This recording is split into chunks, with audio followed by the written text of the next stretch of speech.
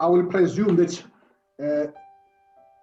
both of you have once been involved in projects or in programs that connect or interconnect you with the government or the public sector. Am I? Yes, that's correct. It's a correct assessment. Yeah. Yeah, it's a correct. So you guys have worked with the government before. So what I would like to know from you, from yourself, again, it's a deep analysis. That do you think when you are looking at infrastructure, as you have explained it,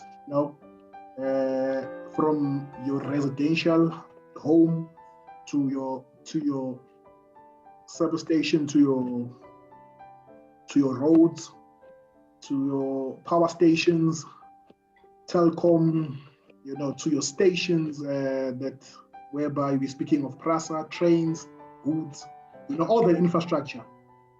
Are you guys thinking, or can you say is the government doing enough to maintain the infrastructure into its condition that is physically aesthetic to us as public, and that will serve a long duration so that future generation can still be able to use this infrastructure? Or is this infrastructure, will it serve its planned service lifetime? Or you have a different view about that, and what is your take on that?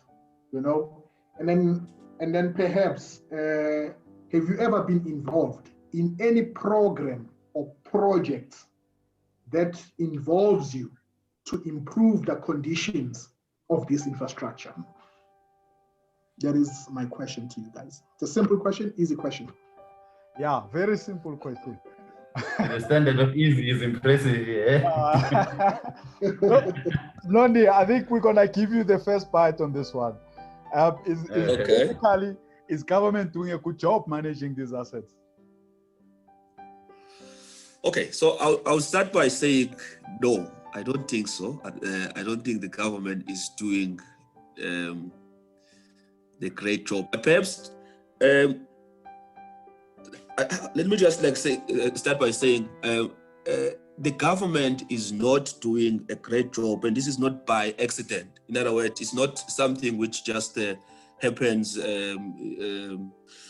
by osmosis, or is in fact a accumulation of wrong decisions, of bad decisions, of bad planning, which over years now start to show, and we start to see the effect, of all those bad decisions that were taken in the past. And these decisions, as I put it, that they were wrong, were as a result of the number of factors, and one of those factors is the fact that the state or the government, if we put it broadly that way, is that it lacks capacity. There is no capacity for government to plan properly, to deliver a project properly, and of course, over a long time, to plan for it to be maintained correctly so that it can give the kind of services that our people deserves. I mean, ESCOM, again, I'm going to make an example as ESCOM. It was a bad decision by our politicians in the early 90s to ignore the projections or the paper that was actually put out to say we're going to start to have energy problems, shortages in the mid-2000s if we're not going to start to build power stations. We only started to build new power stations in 2007, and we're supposed to complete in 2013. Of course, we haven't finished. It's been over 10 years now past the completion date, and we haven't finished. But what we can take from that is that the effect of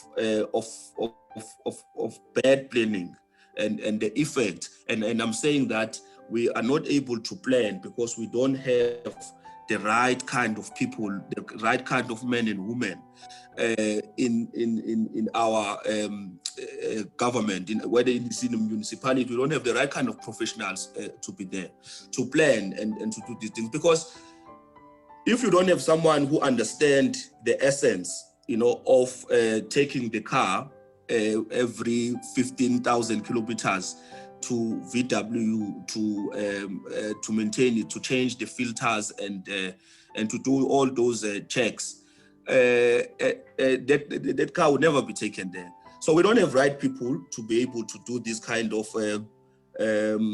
planning. And secondly, I don't think that there is a political will, to do these things.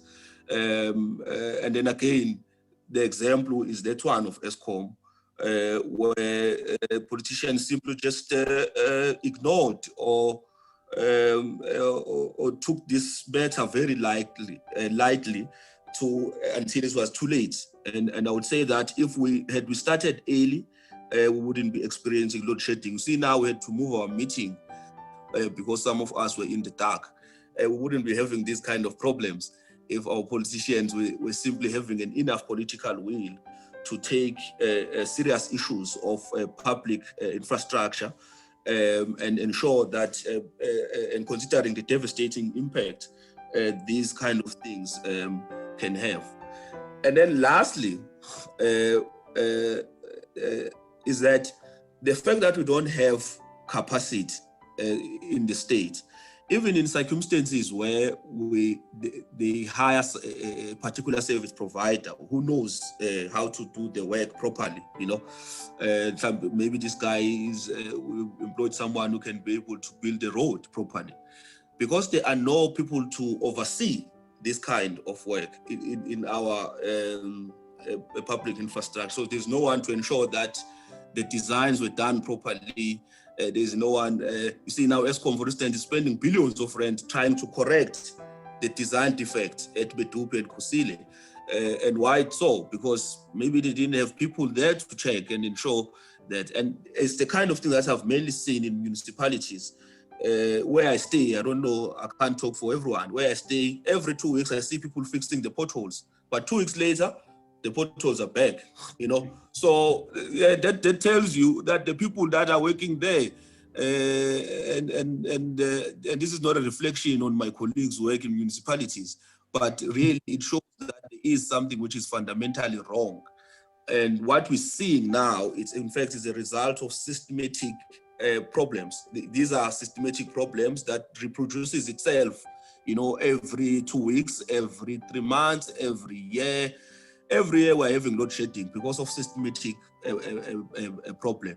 So to answer the question, yes, I'm not satisfied at all about the way we plan. But then again, I'm saying these are structural problems. These are not things that are occurring by accident. These are systematic issues. And to address them, you'll have to deal with the systematic causes. You need to professionalize the state. You need to get right men and women there. You need to clamp down on tenderpreneurship, which is, of course, tenderpreneurship is not the same thing as tendering. Tenderpreneurship is, in fact, a parasitic form of tendering. So, because with tenderpreneurship, you have the least qualified, the least skilled building a road or a bridge. And then 5 months down the line, that bridge is collapsing.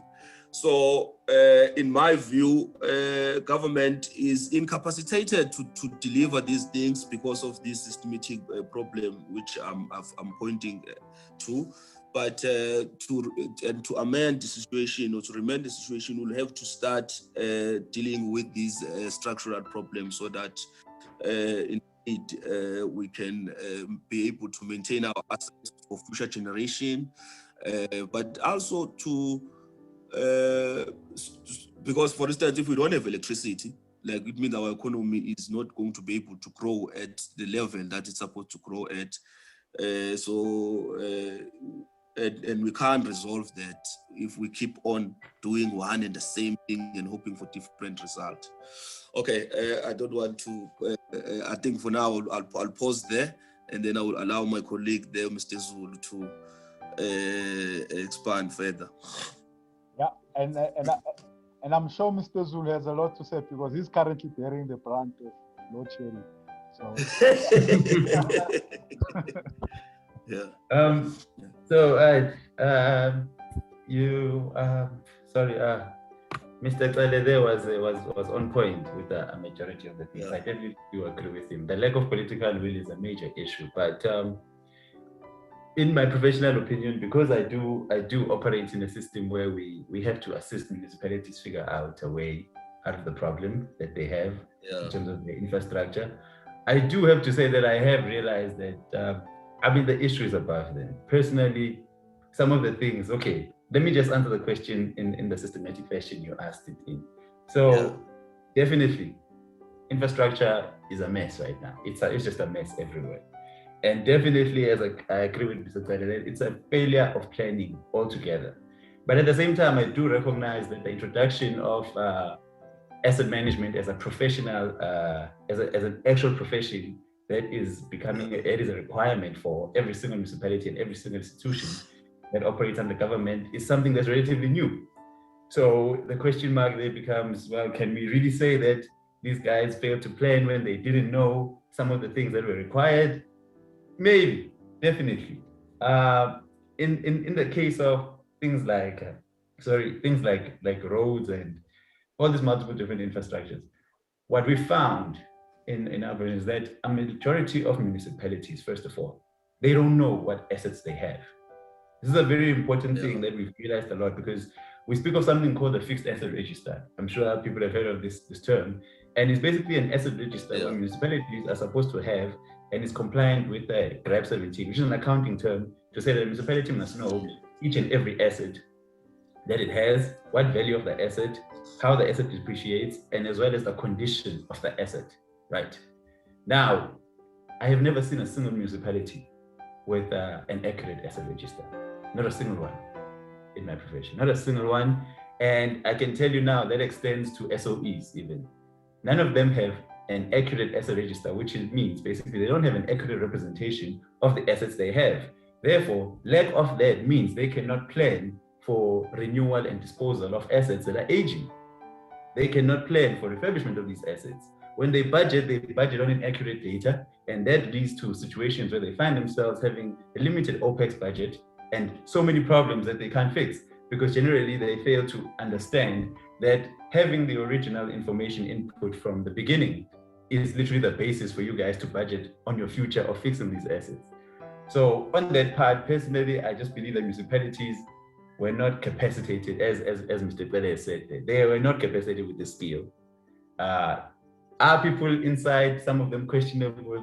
Not my opinion, I can't comment today, but all I can say with regards to that is, yes, the planning simply was a big problem for them. And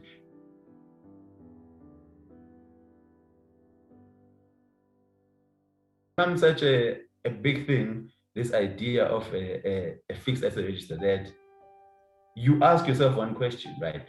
The fixed asset register is a basis for your accounting team to be basically saying, okay, well, this is all our assets. Our assets are worth this much.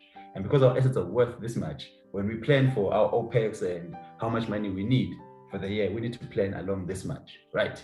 Now, municipalities need to plan for demand in the future. So a growing, let's say an urban sprawl, a growing area like a city or whatever, where it might grow, where the people might move into, in that case, the municipality will need to add infrastructure to accommodate those people.